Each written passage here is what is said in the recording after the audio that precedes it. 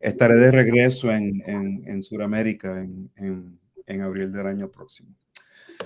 Pues tengo una presentación que va a empezar, trabajo que hemos hecho en el laboratorio que empezó muchos años atrás, estudiando toxicidad del paracetamol. Y entonces este trabajo ha evolucionado un poco y ha cambiado el matiz y el énfasis de lo que hemos tratado de estar haciendo. Más bien un énfasis en proteínas asociadas a resistencia a múltiples fármacos, y pues le voy a dar más bien un overview de cómo es que el trabajo de toxicología nos lleva a un trabajo que es un poco más un trabajo en el área de síndrome metabólico, diabetes tipo 2. O sea que hay un poquito de un interés amplio de las áreas que estamos estudiando. Voy a... Ahí un poco para quienes no te conocen y cómo va a quedar grabado, Valentina Olmos va a hacer tu presentación y para el resto de quienes nos acompañan. Ok. Puedo continuar, ¿no? Vamos a empezar la grabación ahora. Yo Sí, primero ahí estamos grabando. te voy a presentar, José. Bienvenido, doctor José Manatou. El doctor Manatou es profesor, es catedrático de toxicología mecanicista, es patrocinado por la farmacéutica Boehringer Ingelheim. Además es director del Departamento de Ciencias Farmacéuticas y profesor de toxicología en la Universidad de Connecticut. Su área de investigación incluye el estudio de determinantes bioquímicos y moleculares en la hepatotoxicidad mediada por xenobióticos, con foco en las respuestas compensatorias al daño hepático que aumentan la resistencia del tejido frente a nuevas exposiciones. En cuanto a su desarrollo como científico, ha publicado más de 200 trabajos, resúmenes y reportes, es miembro de la Academy of Toxicological Science, ha recibido reconocimiento como experto internacional por sus aportes a la toxicología, tanto como educador como por su servicio a la comunidad toxicológica mundial. Es coeditor en jefe de la revista Current Opinion in Toxicology y presidente de la International Union of Toxicology, UTOX. Se graduó de la carrera de farmacia en la Universidad de Puerto Rico, hizo su doctorado en farmacología y toxicología en la Purdue University y realizó un postdoctorado en la Universidad de Connecticut. También realizó un entrenamiento sabático en la Academic Medical Center en Ámsterdam. Bueno, bienvenido José, gracias por participar. Como ya dijo nuestro presidente Sergio, podés, cuando quieras, comenzar la presentación. Muchísimas gracias por la introducción, y para mí es un placer estar compartiendo con ustedes pues, los trabajos que hemos hecho en nuestro laboratorio. Empiezan en el área de estudios de toxicidad de hígado por paracetamol, y entonces van a ver la transición de este proyecto que nos ha llevado a unos estudios más recientemente en el área de ácido hígado graso y también en síndrome metabólico. Van a ver cómo es que el trabajo transiciona de un área que es más bien centrada en la toxicología a un área que abarca pues otras áreas de conocimiento y de investigación. Los objetivos de la presentación, voy a hablar un poco. Nosotros hemos estado interesados por mucho tiempo en entender respuestas que son de adaptación y de tolerancia a exposiciones de compuestos que producen hepatotoxicidad. Y hemos hecho mucho trabajo con el paracetamol o el acetaminofén, que voy a referirme a como APAP. Y entonces tenemos este fenómeno que se conoce como autoprotección, que el utilizar el paracetamol en ciertas dosis produce unos cambios en el hígado que confieren resistencia a dosis tóxicas de acetaminofén. De ahí van a ver que nuestro trabajo nos llevó a estudiar unas proteínas de transporte, específicamente la proteína asociada a resistencia a múltiples fármacos tipo 4, porque entendimos en aquel momento que esta proteína podía tener un rol en la compensación hepatocelular, en el proceso de proliferación de células luego de daño del tejido y de reparo de tejido de hígado, luego de que haya daño hepático. Ese trabajo nos llevó a identificar esta proteína MRP4, que es esta proteína de transporte, como un factor de susceptibilidad de lo que se conoce como NAFLD o hígado graso no alcohólico, y la relación de esta proteína, la expresión de esta proteína con adiposidad, síndrome metabólico y diabetes. Como todos ustedes saben, síndrome metabólico es una constelación de condiciones que le da al individuo un alto riesgo de desarrollar condiciones crónicas cardíacas. También sabemos que es el síndrome metabólico puede llevar a las personas a desarrollar accidentes cerebrovasculares, etcétera, etcétera. Es como le dije, una constelación o un grupo de enfermedades que pues está creciendo en cuanto a incidencia mundialmente. Regresando al acetaminofeno, pues por ejemplo, nosotros empezamos a estudiar el paracetamol y la toxicidad de paracetamol, particularmente el desarrollo de tolerancia a toxicidad. Pero como todos ustedes saben, el uso del paracetamol es la razón principal por la cual ocurre daño hepático que es fulminante, que puede ser fulminante. Y lo que vemos aquí son unas estadísticas de lo que se conoce como el Acute Liver Failure Group Registry. Y este es un grupo de centros clínicos de trasplantes de órganos donde se determina cuáles son las causas por las cuales trasplantes de hígados son necesarios. Y como ven, se ve que aproximadamente 50% de todos los casos se deben al uso inadecuado del paracetamol o el acetaminofeno. Y estas estadísticas se han mantenido en este patrón por muchos años. Sigue siendo la razón principal. Como les dije, en el laboratorio nosotros estamos interesados en entender factores que son importantes en el desarrollo de tolerancia y adaptación a daño hepático por medicamentos. Lo que se sabe, se utiliza la abreviación de DILI, que quiere decir Drug Induced Liver Injury. Se sabe que la mayoría de los individuos pacientes que toman medicamentos a dosis que son terapéuticas o dosis que a veces son supraterapéuticas, la mayoría de los individuos toleran el medicamento bastante bien. En la línea esta quiere decir que estos son los individuos que son tolerantes. Esto es una señal de hígado. Puede ser transaminasas en plasma que son indicativos de daño hepático. Pero también sabemos que hay un grupo de individuos que toman estos medicamentos que tienen, déjenme regresar acá, ¿no?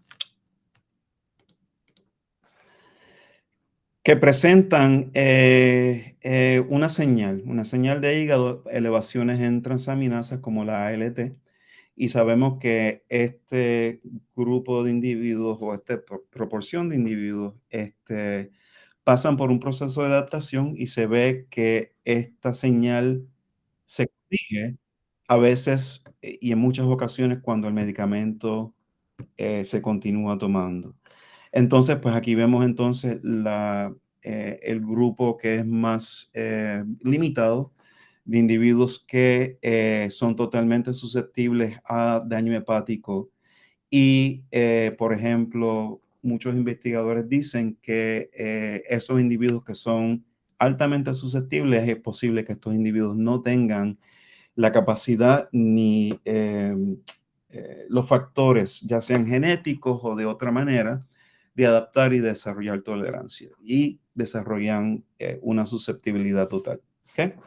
Nosotros en el laboratorio desarrollamos un modelo de ratón donde el ratón se expone a dosis que son bastante bajas, pero producen cierto grado moderado de hepatotoxicidad.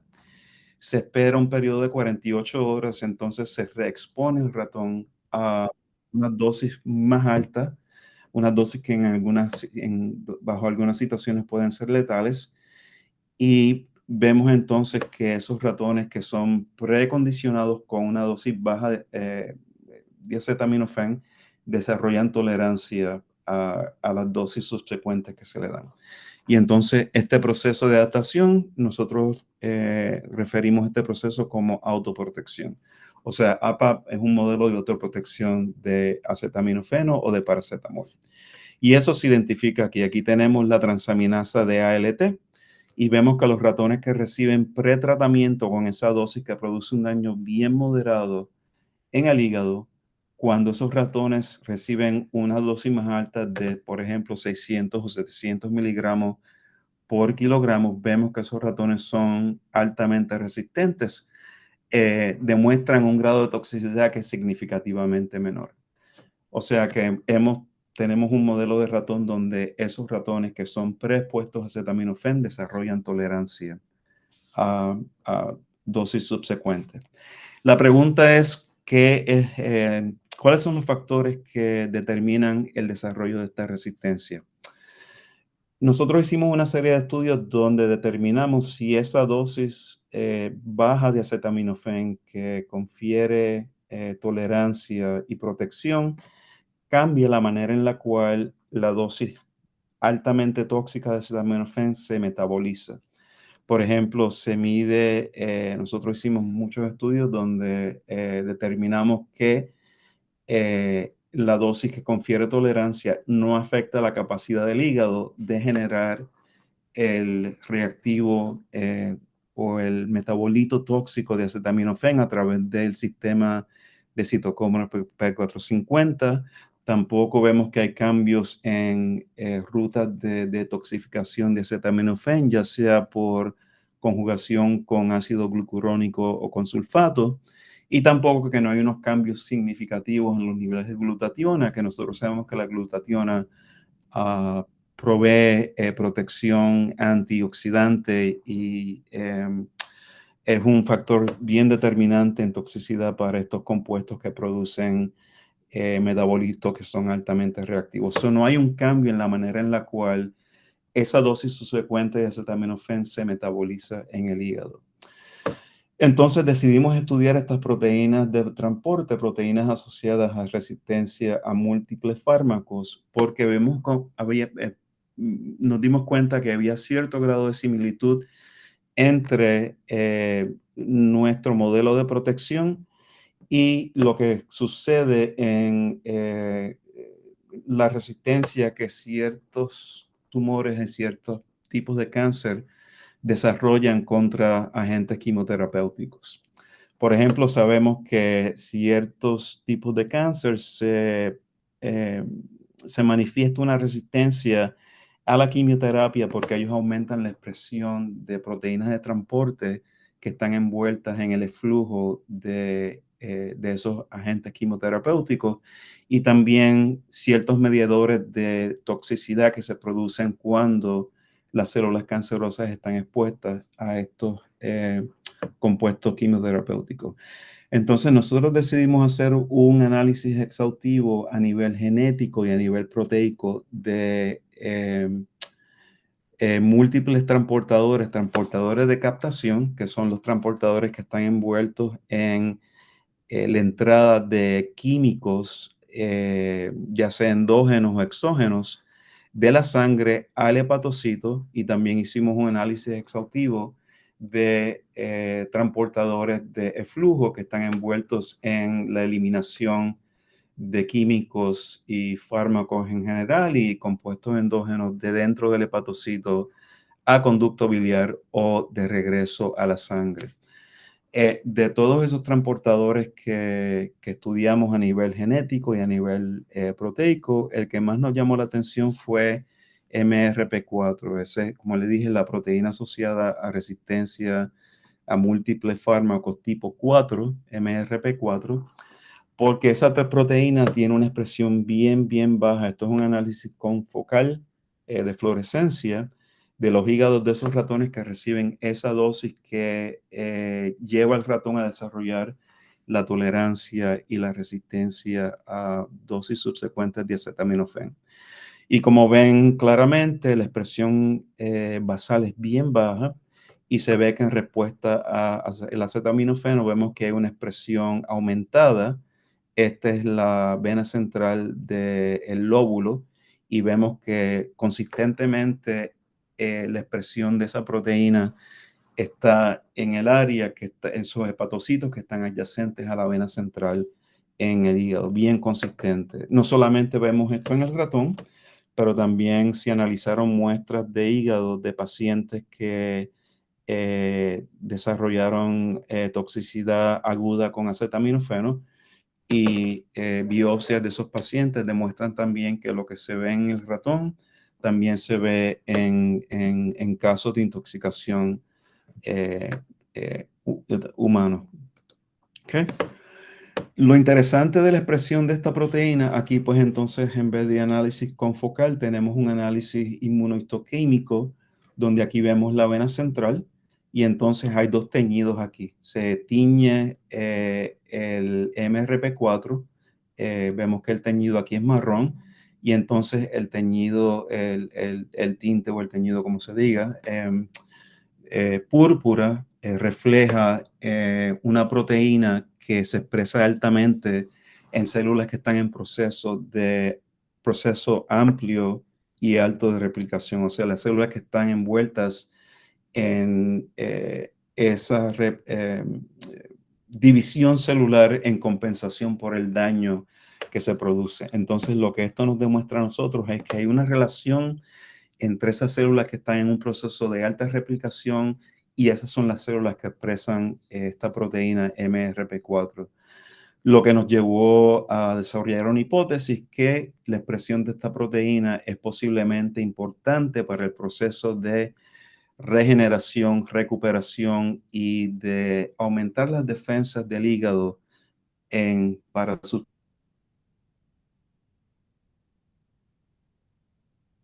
subsecuentes exposiciones o dosis del paracetamol. Tuvimos la suerte de que pudimos obtener los ratones que son knockouts para MRP4. Estos ratones vienen de un colaborador de nosotros en St. Jude's Children's Hospital en Memphis, John Schutz. Entonces nos envía parejas de ratones para desarrollar nuestra colonia. Tenemos una colonia en Connecticut de estos ratones y se hace el mismo experimento donde se pretrata el ratón con el vehículo o con la dosis baja de acetaminofén, se espera el periodo de 48 horas, entonces se le da una dosis más alta. Como ven, los ratones que no reciben acetaminofeno o paracetamol de pretratamiento y se le da la dosis bien alta de acetaminofén, vemos que hay una elevación bien significativa de las transaminasas. Y contrario a nuestra hipótesis, vemos que aún en la ausencia de MRP4, estos ratones que son knockouts, que no genéticamente no tienen la proteína, aún son capaces de desarrollar tolerancia y adaptación para el acetaminofeno. O sea que la ausencia de MRP4 no altera el desarrollo de tolerancia para el paracetamol. ¿Okay? Entonces, lo que nosotros decidimos hacer en base a estos resultados fue utilizar otro modelo de compensación regenerativa de hígado. En este caso, lo que hicimos fue que los ratones fueron sometidos a una hepatectomía parcial, ratones que son wild types, que son knockouts para MRP4, para determinar si en este otro modelo de regeneración de tejido compensatoria, MRP4 tiene una función en promover el que se regenere el tejido luego de una hepatectomía parcial. Y esto aquí demuestra lo que se hace, es decir, quirúrgicamente se remueve aproximadamente 2/3 de la masa hepática. Aquí se ve, aquí demuestran el área de resección, lo que se elimina del hígado, lo que queda del hígado fuera luego de la cirugía y el proceso de regeneración y de recrecimiento de tejido. Si prestan atención, se ve que luego de un día el tejido está pálido. Esa palidez del tejido demuestra que hay una esteatosis parcial, porque recuerden que ahora tenemos una masa bien pequeña de hígado luego de la cirugía que prácticamente todos los lípidos que están circulando en la sangre en una masa más pequeña de tejido que tiene que bregar con la homeostasis de los lípidos. Pero ven que eso es un proceso transitorio que eventualmente, pues, la esteatosis, una vez la masa de tejido se regenera, eso recupera. Y como le dije, la expectativa de nosotros era que en la ausencia de MRP4, el proceso de regeneración de tejido iba a estar comprometido y que posiblemente la regeneración no iba a ser completa. Pero desafortunadamente, cuando vemos los resultados de los primeros estudios que hicimos, donde se determina el peso del hígado a base de la masa corporal del ratón, el ratio de liver to body weight, se ve que no hay diferencia significativa entre los ratones que son knockouts y los ratones que son wild types. Lo que indica que el aumento de la masa hepática no varía entre los ratones que son knockouts y los ratones que son wild types.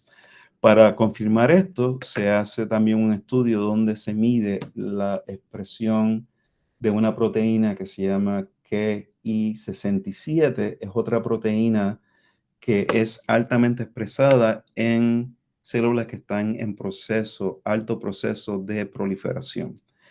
Y para suplementar y confirmar lo que se ve en cuanto a la masa del hígado, se ve que el número de células que son positivas para este marcador de proliferación, hay un aumento significativo entre 24 y 48 horas, pero que no se ve diferencia entre los ratones que son wild types y los ratones que son knockouts. O sea que esto lo que nos quiere decir es que la ausencia de MRP4 no afecta el proceso de regeneración de hígado luego de hepatectomía parcial. Voy a hacer una pausa para saber si todavía estoy conectado y me están oyendo.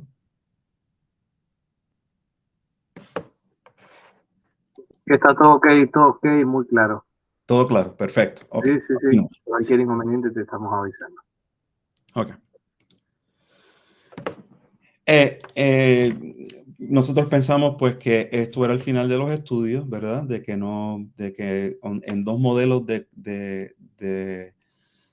regeneración de células para ya sea a través de daño hepático inducido por paracetamol y en este caso a través de la hepatectomía parcial, que el MRP4 no tenía una función vital para el proceso regenerativo en estos 2 modelos que les he presentado.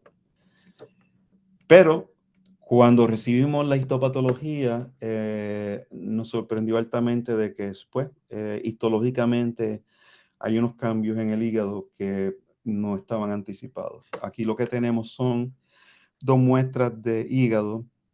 Estos son los ratones que son wild types a 72 horas luego de hepatectomía parcial.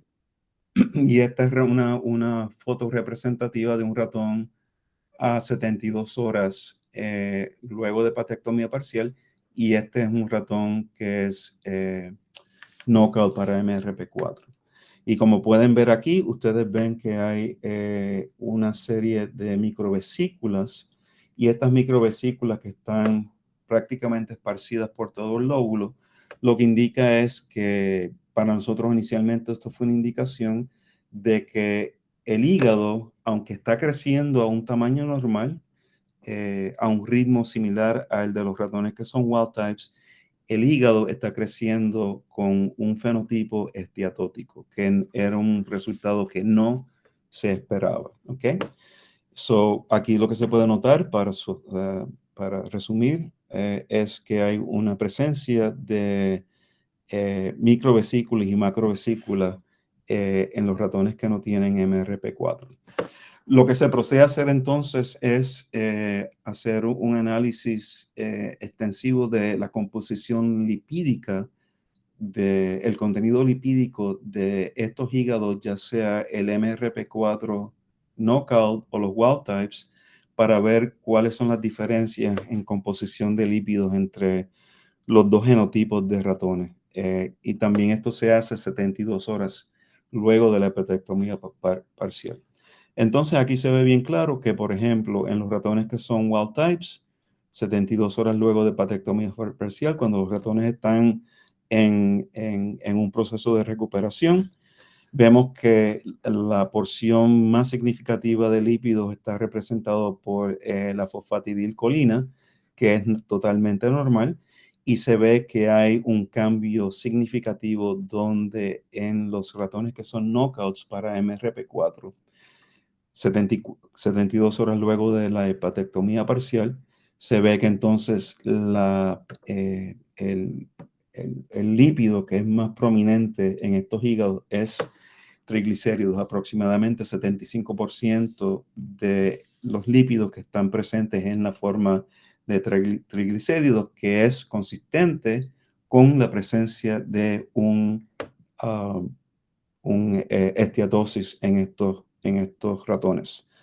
O sea que se ve un cambio en la acumulación de lípidos en los ratones que son knockouts en forma de triglicéridos. También hicimos ciertos estudios donde tratamos de caracterizar un poco más el fenotipo de estos ratones, y estos ratones, ahora estamos viendo los ratones que son, que no han sido sometidos a tratamiento con acetaminofén o luego de hepatectomía parcial. Estos son ratones que, naïf, lo que llamamos naïf en inglés, que no han sido tratados ni manipulados de ningún tipo de manera.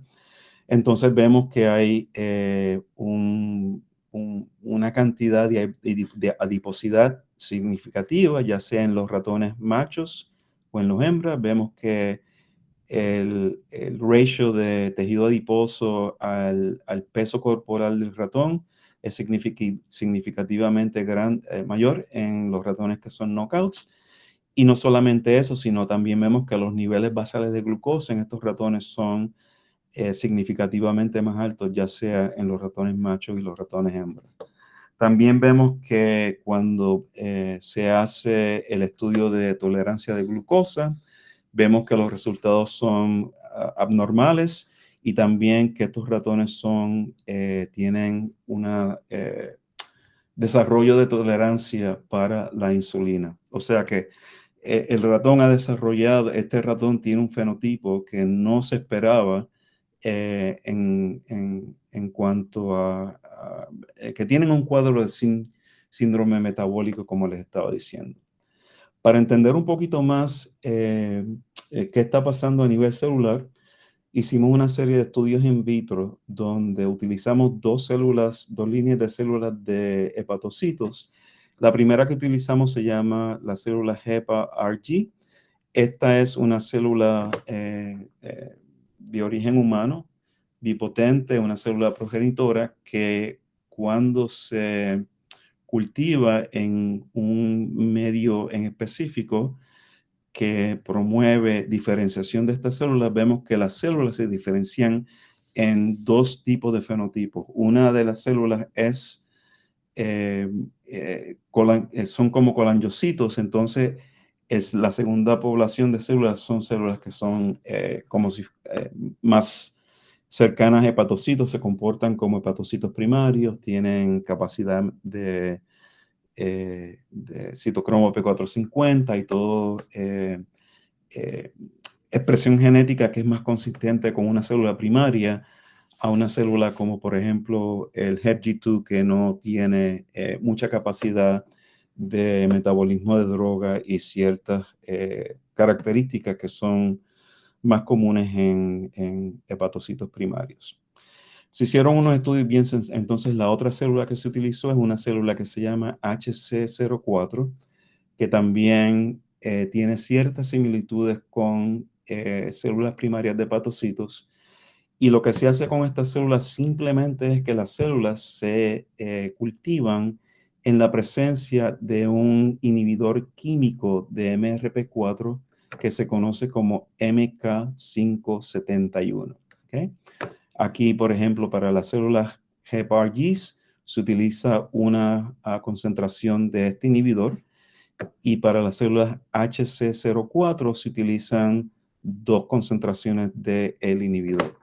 Lo interesante es que con solamente inhibir la función de MRP4 en estas células, se ve que hay un cambio en la expresión genética de una serie de genes que están envueltos en metabolismo y homeostasis de lípidos. Y estos son algunos de los genes de una batería extensiva de genes que se analizan, que están envueltas en metabolismo de lípidos y también en homeostasis de lípidos. O sea que se ve que la inhibición química de MRP4 tiene ciertas similitudes en cambios genéticos que pueden explicar este cuadro de dislipidosis, si se puede decir, que se ve en los ratones.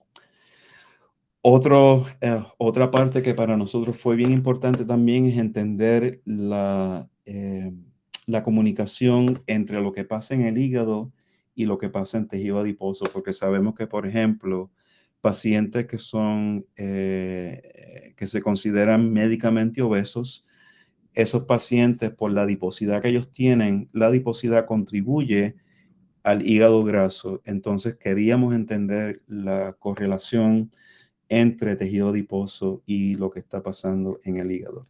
Lo primero que se hizo en el laboratorio fue lo siguiente: nosotros no teníamos ningún tipo de conocimiento de estudios donde se mide la expresión genética y proteica de MRP4 en tejido adiposo. Entonces lo que se hace es, aquí tenemos ciertos controles, estos son unos fibroblastos que les voy a hablar en slides subsecuentes. Esta es la proteína de MRP4. Como le dije, la expresión de la proteína es bien baja en hígado, casi no se detecta en hígado. El riñón se utiliza como un control positivo, porque el riñón es el tejido que expresa MRP4 en altas cantidades, es donde se expresa prácticamente más altamente de muchos tejidos que se han analizado. Para nosotros lo que fue interesante es que cuando se miran los ratones, estos son ratones normales, wild types, ya sea tejido adiposo blanco o tejido adiposo marrón, se ve que hay una expresión significativa de MRP4 en tejido adiposo. La pregunta es cuál es la función de MRP4 en esos tejidos. Eso es algo que nosotros estamos tratando de investigar y tratando de entender cuál es la función de esta proteína en la fisiología del tejido adiposo.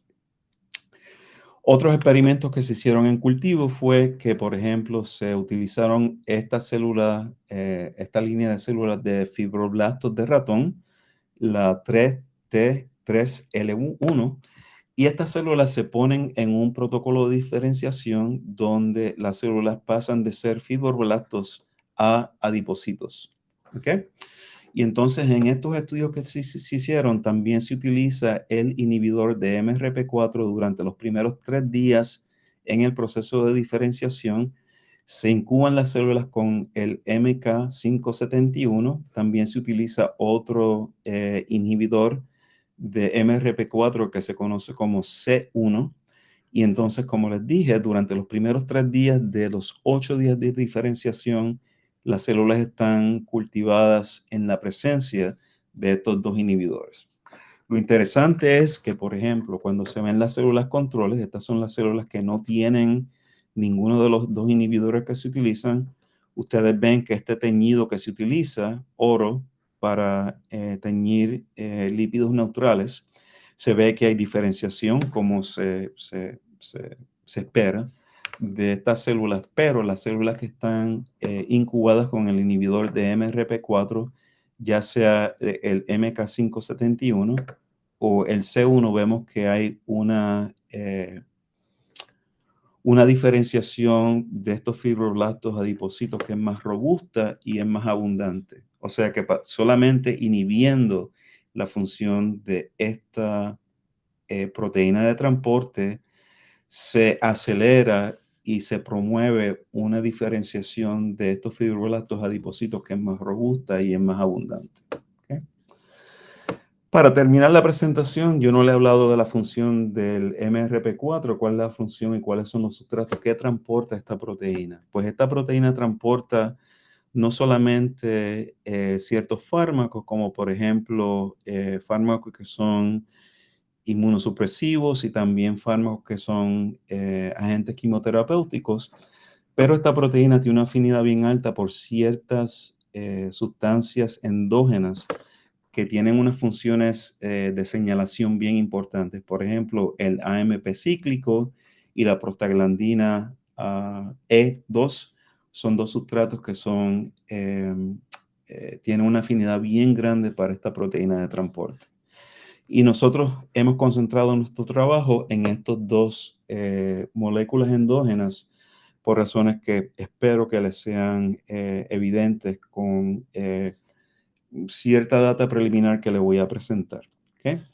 Por ejemplo, cuando volvemos a los fibroblastos y entonces cuando estos fibroblastos se incuban de nuevo en la presencia del inhibidor de MRP4, en este caso utilizamos el MK571, vemos que hay una acumulación de AMP cíclico que es altamente significativa en la presencia del inhibidor comparado con el control, y entonces cuando se incuba también en la presencia de forskolina, que es un activador de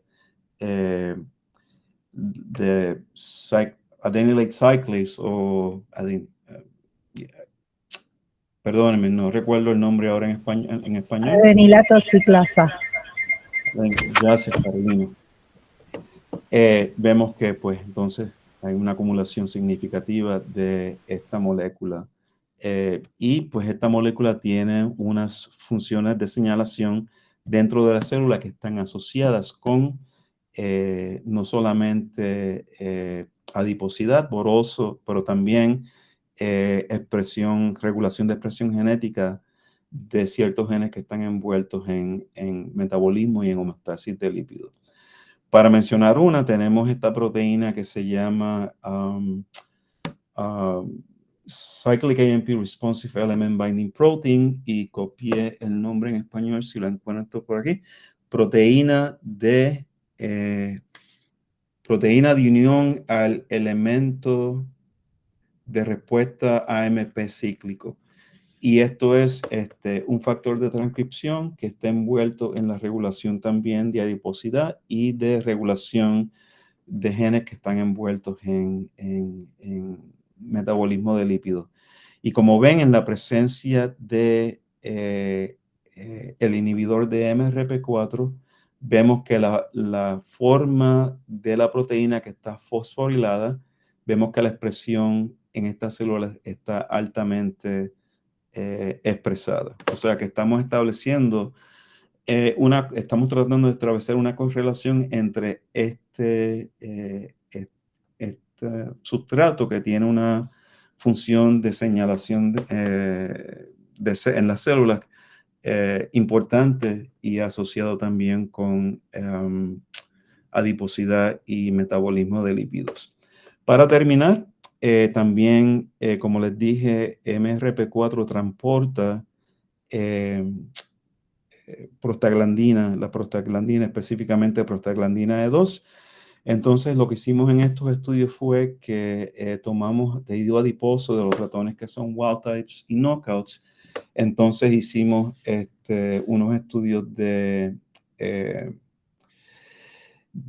RNA sequencing o secuenciación de ARN, Y entonces lo que vemos aquí es, esto se conoce como un volcano plot y un plot o trama de volcán, no sé cuál es la palabra, pero esto lo que hace es que es una demostración de los genes que están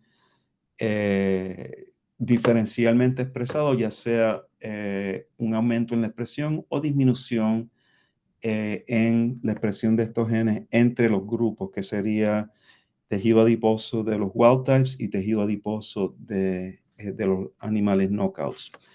Entonces, por un análisis computacional, esto genera rutas enriquecidas que son ya sea funciones celulares o rutas de señalación. Y a lo que a nosotros nos pareció un poco interesante es que, por ejemplo, una de las anotaciones que tiene que está altamente enriquecido por estos números de genes que están diferencialmente expresados es metabolismo de ácido araquidónico. Como ustedes saben, prostaglandina E2 es uno de estos metabolitos de ácido araquidónico. Y como les había dicho anteriormente, aquí tenemos ciertos de los sustratos que tienen afinidad para MRP4, y les dije que la prostaglandina, específicamente la E2, tiene una afinidad grande para este sustrato. Y por ejemplo, cuando se miden, aquí medimos los niveles no de la prostaglandina E2, porque es bien difícil medir la molécula original en plasma. Muchos de los investigadores lo que hacen es que miden uno de los metabolitos como indicador de niveles de prostaglandina 2 en sangre. Estos niveles en sangre del metabolito de prostaglandina E2 están reducidos, lo que quiere decir que en los ratones que son knockouts para MRP4, los niveles de prostaglandina E2 se mantienen dentro de las células porque la proteína no está presente para el flujo de esta prostaglandina en la circulación. ¿Okay? Para completar, y bueno, hemos terminado con 5 minutos de anterioridad.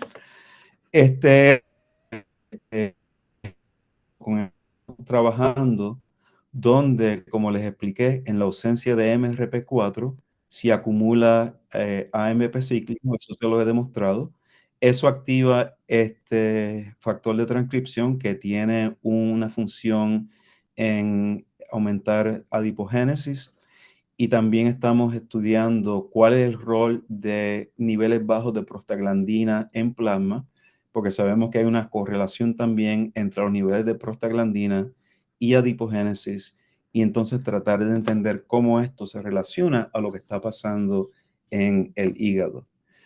Para sumarizar o para summarize lo que los estudios presentan, esto empieza con un estudio toxicológico, ¿verdad? Donde estamos tratando de definir factores que son importantes en el proceso de adaptación a daño hepático por fármacos, y vemos cómo estos estudios nos llevan en una ruta donde no esperábamos que íbamos a llegar a estar haciendo este tipo de estudios, donde determinamos que el MRP4 prolonga la esteatosis que se produce luego de hepatectomía parcial, lo que nos sugiere, nos indica que esta proteína puede ser un factor. No es que puede ser, hemos demostrado hasta cierto grado, nos falta mucho por hacer en aspectos mecanísticos, que esto es un factor genético en el desarrollo de esteatosis hepática. También le he demostrado por los estudios que hemos hecho con células de cultivo que la función de MRP4 tiene un rol en el desarrollo de adiposidad, y que los ratones también le demostré cuando estábamos caracterizando los ratones knockouts, que ellos exhiben un fenotipo de síndrome metabólico, Y entonces empecé a demostrarle o enseñarle ciertos de los estudios donde estamos tratando de entender cómo estos dos compuestos endógenos, el AMP cíclico y la prostaglandina, pueden ser factores que son normalmente transportados por MRP4 y en su ausencia, esa disrupción en el transporte de estas moléculas puede estar contribuyendo a este fenotipo que estamos caracterizando. Y con eso, pues, le tengo que dar las gracias a las personas que han hecho el trabajo. En la Universidad de Connecticut tenemos una serie de colaboradores en diferentes instituciones. Darle las gracias a John Schutz por proveer los ratones knockouts, y aquí tienen pues instituciones ya sean federales o privadas que han proveído los fondos necesarios para hacer estos estudios. Y con eso pues le doy las gracias por su atención y creo que tenemos un par de minutitos para cualquier tipo de pregunta que pueda contestar. Sí, Espero que la presentación haya sido de su agrado.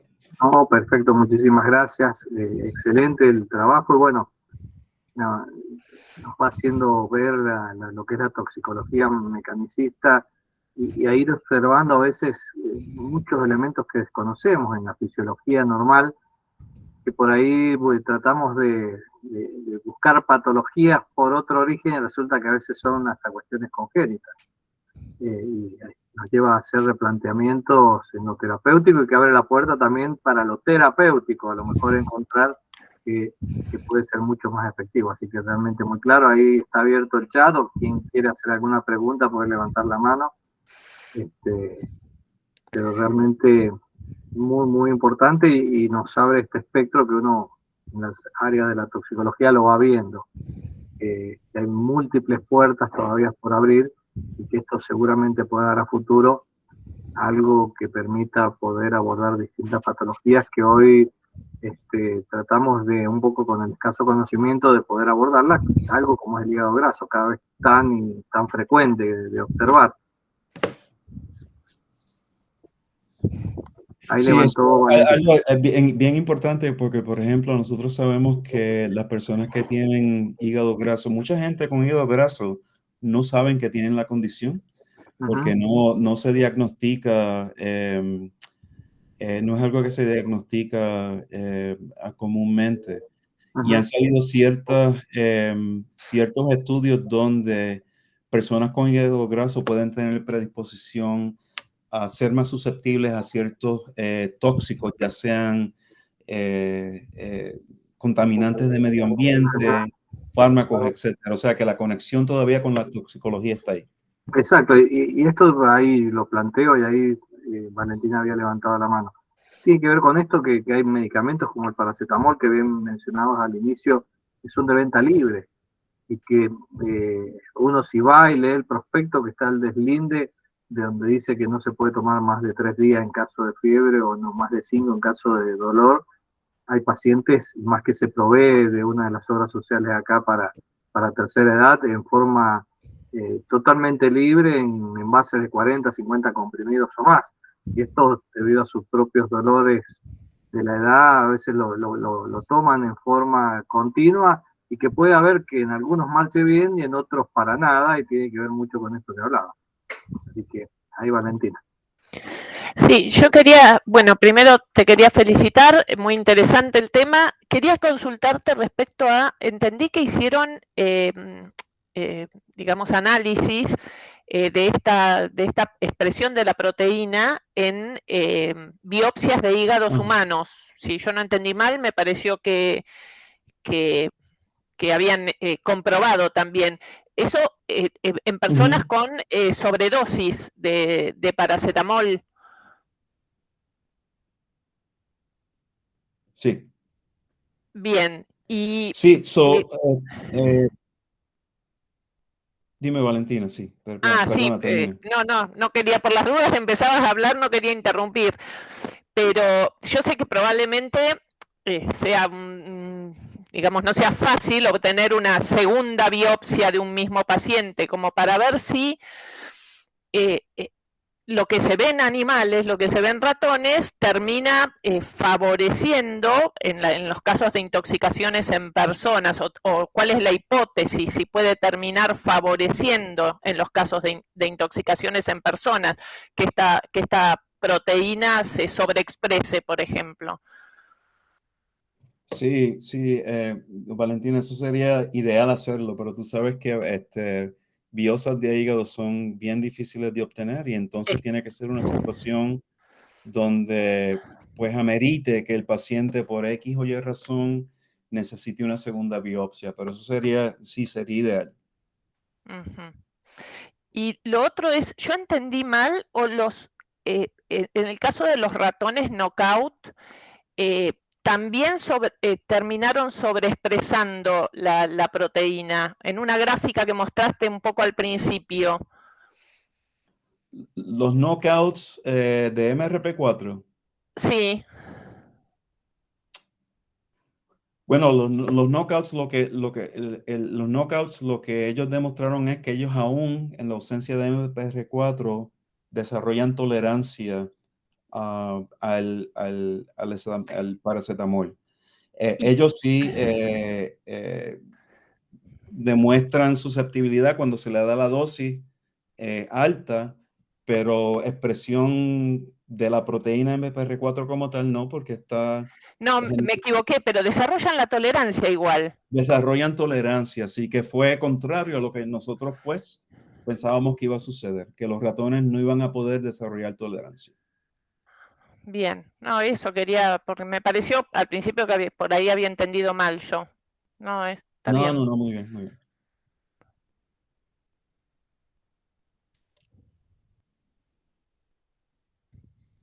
Gracias. No, gracias a ustedes. Estaba muteado. Bueno, ahí también Marcela Fontana hablaba y expresaba este tema en la liviandad en la regulación del expendio de venta libre de lo que hace al paracetamol y sus riesgos. Y Emilia Hortensia Aranguiz lo felicita por muy clara presentación, que fue medicada por médicos de guardia de COVID por presentar algún síntoma con paracetamol de un gramo, y por ahí ha quedado a veces con algún impacto o problema a nivel renal. Así que a veces, pero que tiene que ver con esto, que en pacientes marcha muy bien, pero nos llama la atención que en otros sean más susceptibles, y tiene que ver con esto que con la investigación ha puesto sobre la mesa y que, bueno, es muy importante para tenerlo en cuenta, y hace a la toxicidad de los compuestos, que no solo la dosis hace el tóxico, sino el paciente. El paciente, sí, o sea, el paciente puede tener ciertas comorbidities. Comorbilidad. Sí, y pues ciertas situaciones donde usted se sabe también, por ejemplo, el consumo de alcohol aumenta la susceptibilidad para el paracetamol, no en todos los pacientes, Sí, sí. pero en algunos pacientes. Se hizo muchos estudios durante la pandemia de COVID porque un por ciento de pacientes con COVID desarrollaron ciertos síntomas no de fallo renal, pero de elevación, alteración de marcadores de función hepática. No se sabe si era relacionado a los cambios de citoquinas a base de, yo no soy inmunólogo, ¿verdad? Pero Sí, sí, sí. los cambios de citoquina, pero lo que sí se sabe es que el receptor, o sea, el ACE que se pega el virus, hay expresión en los colangiocitos, o sea que el virus Claro. entra al hígado. Sí, muchos pacientes hemos visto con impacto hepático muy, muy, muy importante, y que se ha investigado distintas etiologías y han arrojado resultados a veces negativos, en donde uno puede decir que estaba relacionado con esto que bien decías, o sea, una acción del virus directamente produciendo estas hepatitis idiopáticas que inicialmente uno podría ver. Ahí Marcela Fontana tiene la palabra. Muchas gracias, excelente y sorprendente la investigación. Me quedé con los datos altísimos de toxicidad relacionada a paracetamol y eso que decía, que llama mucho la atención en contraparte, la poca regulación que hay y el uso abusivo, usos y costumbres, por lo menos en Argentina, ¿no? Y lo que en algún momento era de interés, por ejemplo, personalmente, era conocer de los trasplantes hepáticos en Argentina, cuánto se debían a fármacos, que es un dato sumamente interesante porque también modula o expresa la relevancia que tienen los medicamentos en la problemática, o sea, son como causa de problema, ¿verdad? Como causa de problema de salud. Si esto se diera a conocer más, quizás se tomaran medidas más serias respecto al consumo de estos fármacos. Sobre todo, el paracetamol es icónico en el autoconsumo de medicamentos en Argentina y calculo que en el resto del mundo, ¿verdad? Sí. Marcela, algo que es bien reciente en los Estados Unidos, están combinando el paracetamol con el ibuprofeno en una tableta. La idea es reducir la cantidad de cada uno, porque cada uno tiene sus riesgos de ya sea hígado, ya sea riñón, ya sea pues el proceso ulcerativo, ¿verdad? De los NSAIDs, como se dice. Y entonces ya comercialmente está disponible esa combinación de paracetamol con ibuprofeno. Bien. No sé si aquí en Argentina lo hay ya. No, creo que no, todavía creo que no. No, con diclofenac están asociándolo. Okay. Y aquí, perdón, en Argentina como que nos vamos para el otro extremo, porque realmente el paracetamol está en combinación de polipíldoras antigripales, que son una bomba tóxica para las personas, ¿no? El doctor Zaraco debe conocer más que de eso. Al revés, nosotros vamos para el otro lado. Y las combinaciones que potencian efectos, y bueno, el hecho es que a veces el que lo indica no ve las consecuencias que se pueden ver más tardíamente. Sí. Muy bien. Bueno, ahí un poco planteaban el tema de la asociación y potenciar efectos, que a veces alcohol, otras medicaciones como algunos antiepilépticos, que compiten a veces a nivel del mecanismo de toxicación natural a través de la P450 y demás, hay algunos otros retrovirales y demás, que eso hace al riesgo y que es importante a la hora de tomar esta medicación. Que se confunde que un medicamento de venta libre, como pueden estar, no significa que sean inocuos, siguen siendo medicamentos y tienen que ser controlados y, como siempre, tomados en el menor tiempo posible y en la dosis útil mínima necesaria para evitar estas consecuencias. Pero lo que se abre es esto que es clave, que hay que estar atento y de ahí la importancia del acompañamiento médico, porque cada paciente es un mundo totalmente individual y distinto a otro, y ver cómo se puede comportar con un medicamento atento a estas consecuencias que acá quedó muy bien expresado, esta cuestión genética que lo puede hacer más o menos susceptible o vulnerable a una medicación o a una enfermedad, que es lo que es un poco con lo que se habló con esta pandemia que hemos atravesado, que se trata de ver qué pasaba en algunos pacientes, no tenían mayores complicaciones y otros sí, y un poco está relacionado con todas estas cosas y todo lo que todavía tenemos que seguir aprendiendo de nuestra biología. No, es súper importante. O sea, yo encuentro que pues, este tipo de investigación siempre tiene, siempre hay más que buscar y siempre hay más que indagar. Y Carolina sabe que en el laboratorio de nosotros siempre estamos interesados en expandir los horizontes, ¿verdad? Y lo que le he dicho a mis estudiantes es que, por ejemplo, este tipo de trabajo que yo he presentado, que les presenté a ustedes, tuve la oportunidad de presentarle hoy, que nosotros como científicos tenemos que ser flexibles y si se abre una ruta, si se abre una ruta a la que nosotros no habíamos anticipado que se iba a abrir, pues la curiosidad científica nos hace, pues, tomar ciertas herramientas nuevas para, ¿verdad? Para estudiar algo que es nuevo para nosotros. Y eso pues nos mantiene envueltos y entusiasmados en lo que hacemos. Es lo que nos apasiona. Así que, bueno, nada más que agradecimientos, felicitaciones por la presentación. No sé, Valentina, si querés decir algunas palabras. No, agradecerle, nos vamos a ver el jueves con José, así que lo volveré a escuchar cuando dé la charla en la facultad, y por ahí las cosas que se me perdieron, a lo mejor en esta charla puedo volver a preguntarlas allá cuando nos veamos. Nada más, muchas gracias por haber... Bueno, muchas gracias y pues éxito. Les dije que pues cualquier ayuda que necesiten de la Unión de Toxicología, estamos disponibles para ser de asistencia a ustedes y siempre es un placer compartir con colegas de Latinoamérica y de presentar en español, que no lo hago todos los días.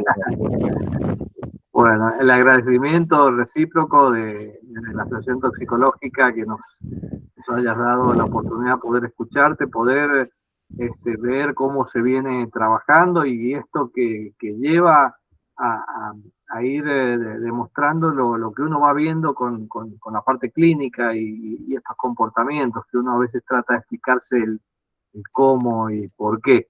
Así que yo creo que es excelente y bueno, que tengas una buena estadía y desde ya totalmente agradecidos desde ATA, y que por supuesto seguiremos trabajando en conjunto y en contacto. Así que un fuerte abrazo y muy agradecido por tu presentación. Igual, muchas gracias. Que tengan buenas noches a todos. Buenas noches, igualmente. Gracias, José. Hasta luego. Hasta luego, Carolina. No sé si estás por ahí. Ahí está. Ah.